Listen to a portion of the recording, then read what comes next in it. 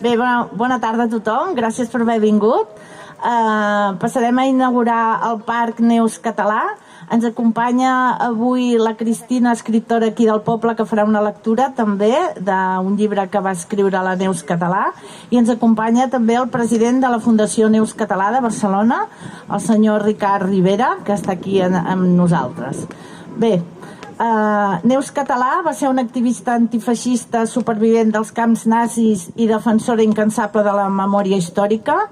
Durant la Segona Guerra Mundial, Neus Català va ser deportada al camp de concentració de Ravensbrück per la seva participació a la resistència francesa. Allà va patir condicions infrahumanes i va formar part del grup de dones conegudes com les 87.000 que van sobreviure gràcies al suport mutu i la solidaritat. Un cop alliberada, va dedicar la seva vida a denunciar els crims del nazisme i a recuperar la memòria de les dones deportades. De fet, va escriure llibres com de la resistència i la deportació, que avui en farem un petit fragment. Va ser guardonada també amb la Creu de Sant Jordi i el Premi d'Honor de les Lletres Catalanes. El 2019, el govern de la Generalitat li va dedicar l'any Neus Català i avui li dedicarem aquest parc aquí a Vilablareix. Neus Català no només va ser supervivent dels camps de concentració nazis, sinó també una veu essencial per comprendre el valor de la resistència humana davant les formes més extremes d'opressió i deshumanització. A través dels seus llibres, xerrades i entrevistes va convertir la seva experiència personal en una eina de denúncia i de memòria col·lectiva, trencant silencis i combatent l'oblit. El testimoni de Neus Català és avui una lliçó de compromís ètic i de memòria activa. Així doncs, passo ara la paraula a la Cristina, que farà una lectura del llibre, i després parlarà també el president de la Fundació.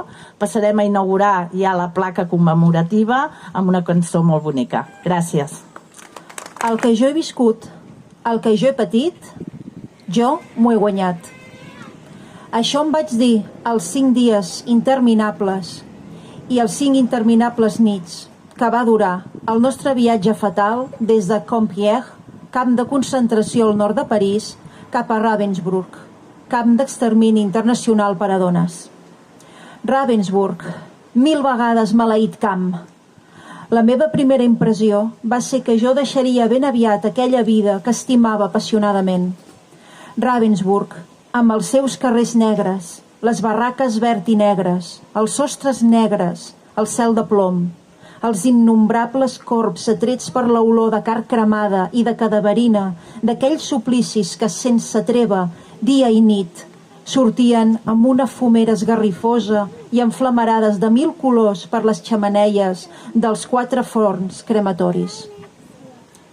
La meva ment enfebrada buscava l'evasió i em veia a Guiamets, un poblet del Priorat.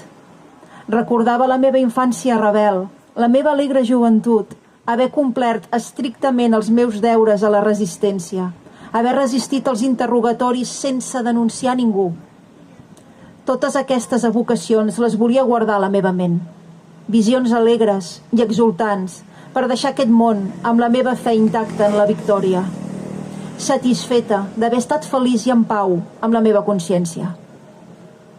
No va ser l'esperit d'aventura el que em portaria més de 2.500 quilòmetres de la meva vella i antiga terra del Priorat. Ravensbrück era el cim de l'aspra muntanya que a l'esclat del 18 de juliol de 1936 em va fer escalar. A Ravensbrück es va acabar la meva joventut el 3 de febrer del 1944. Hegaus, hegaus, austritten! Fora, fora, sortiu de pressa! Una espessa boira s'havia estès per mi, per tota la terra aquell matí de l'11 de novembre del 1943. Casa meva estava envoltada per 11 SS, els nazis de la Calavera i les Tíbies, els déus de la guerra i la barbària insospitada en plena civilització del segle XX. Emmanillats, pugem a un camió. De totes les persones del grup, sóc l'única supervivent. El meu primer interrogatori va ser terrible. No vaig rebre ni un sol cop, però vaig haver de controlar els meus nervis durant més de mitja hora, amb una pistola a cada temple i una metralladora a l'esquena, amb el soroll constant del sistema de seguretat de les armes. La nostra sort ja estava tirada. A la presó de Llemotges portaven els resistents susceptibles de les més greus condemnes. La meva estada allà va durar 2 mesos. La nostra solidaritat arribava indirectament als torturats.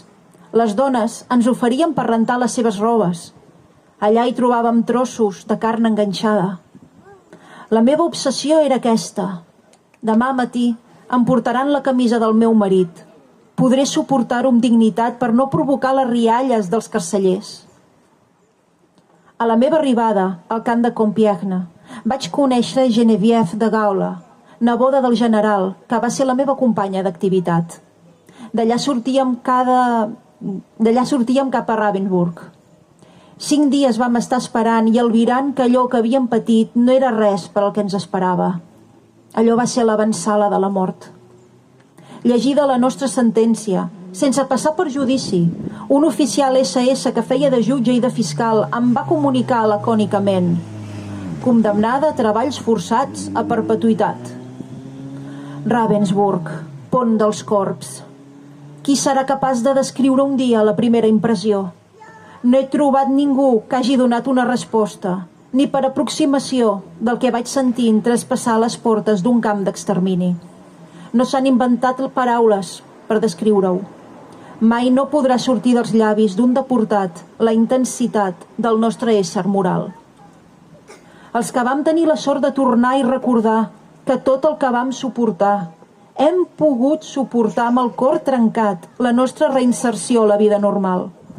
Els més afectats física i psíquicament van morir o es van deixar morir. Alguns es van suïcidar. Qui podrà arribar al fons de la nostra tragèdia si nosaltres mateixos no som capaços d'expressar-la? Per als nazis, Ravensburg va ser un annus mundi. Per mi, el gresol de la bellesa, dels més alts pensaments de la gran fraternitat, de l'heroïcitat fins a la mort. Allà vaig conèixer el significat del 8 de març. Avui no sento odi, però aleshores sí que odiava els que em van maltractar, els que van atemptar contra la meva dignitat, i allò era insuportable. Alcaldessa, regidores, regidors, vull agrair-vos la iniciativa de dedicar un espai com aquest a la Neus i que heu tingut la deferència de convidar la Fundació Neus Català. Però abans de començar també voldria dir-vos que ens hauríem de quedar amb la figura de la Neus com a lluitadora, com a protagonista d'una lluita en contra de l'extrema dreta i del nazisme, com a militant, com a persona implicada pels drets de les classes populars, més que no com una víctima de la barbària. Nascuda l'any 1915 als Guiamets, a la comarca del Priorat, en el si d'una família pagesa, la Neus Català ben aviat s'implicà a les Joventuts Socialistes Unificades de Catalunya. Durant la guerra va treballar d'infermera a la rereguarda i els últims mesos ho feu en una colònia infantil al poble de Premià de Dalt. Va ser amb aquests infants, 182 nens i nenes, amb qui creuar la frontera a peu durant la retirada. Més tard, un cop ja a França, s'incorporà activament a la resistència contra el nazisme, fet pel qual va ser capturada després que un veí la delatés a canvi de 6.000 francs al mes de novembre de l'any 43. Fa 6 anys, aproximadament, que ens va deixar una persona que va patir en la seva pròpia pell la barbària del feixisme i del nazisme i va esforçar-se a explicar l'horror viscut per les dones deportades als camps. Després de la detenció, va passar per la presó de Limoges, com ara llegíem, on estigué uns 2 mesos i on la van torturar, abans de ser deportada al camp d'extermini de Ravensbrück, a finals del gener de l'any 44. Al mes de març, un cop passada la quarantena, va ser traslladada al camp de Hollechen, on, en paraules de Neus Català, era un camp d'extermini en què, mentre podies produir, et perdonaven la vida.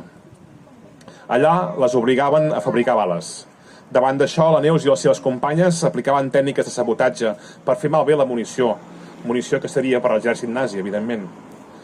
Després de l'alliberament del camp, al maig de l'any 45, Neus Català visqué a França, fins a la mort de Franco, on ja va iniciar la tasca de recuperar la memòria de les víctimes del nazisme. La figura de la Neus va molt més enllà dels camps nazis. Una persona que ha dedicat la seva vida a lluitar per la gent treballadora, per la república i per un demà més just. Una comunista incansable, des de ben jove a la JCU, passant per la resistència a França, pels camps nazis, per l'exili, pel retorn a casa, ja sigui al PSUC primer o a Comunistes de Catalunya després, fins on continuar la seva militància fins a l'últim dia. Una persona implicada en molts àmbits de lluita, amb la Unió de Dones de Catalunya, el Moviment per la Pau o el sindicalisme, o el Comitè Internacional de Ravensbrück o la mateixa Miquel de Ravensbrück. Però a Neus, ella us diria que agafa aquest testimoni, que agraeix aquest espai en nom de tantes dones, perquè ella no va ser l'única. Ella forma part d'una generació de lluitadores amb qui sempre estarem en deute. Ens deixen la seva experiència, l'aprenentatge que determina qui som i com entenem l'ètica militant. Ens va marcar quin era el camí. Una generació que va practicar un camí que ve de lluny, que comença a la Comuna de París i que transcendeix a cadascú de nosaltres. I en aquest sentit, la Fundació Neus Català, que avui tinc l'honor de representar aquí amb vosaltres, té per objectiu reivindicar la figura i el llegat de Neus Català i Pallejà, i tota una generació de persones que dedicaven la seva vida a fer front al feixisme i organitzar la lluita per emancipar els treballadors i les treballadores. Volem reivindicar el seu llegat, el llegat de la Neus, i volem fer a través de 4 vessants: la Neus i la lluita antifeixista, la Neus i la cultura de la pau, la Neus i la lluita feminista, i com no podia ser d'una altra manera, la Neus i la militància comunista. En un moment en què avança l'extrema dreta als nostres carrers, pobles i ciutats, en un moment en què el capitalisme i l'avenç d'aquestes barbàries es demostren incompatibles en la vida, la Fundació persegueix crear pensament crític i emancipador. I per això celebrem totes aquestes iniciatives i estem tan contentes de ser avui aquí amb vosaltres inaugurant aquest nom al parc que ens trobem ara. Gràcies.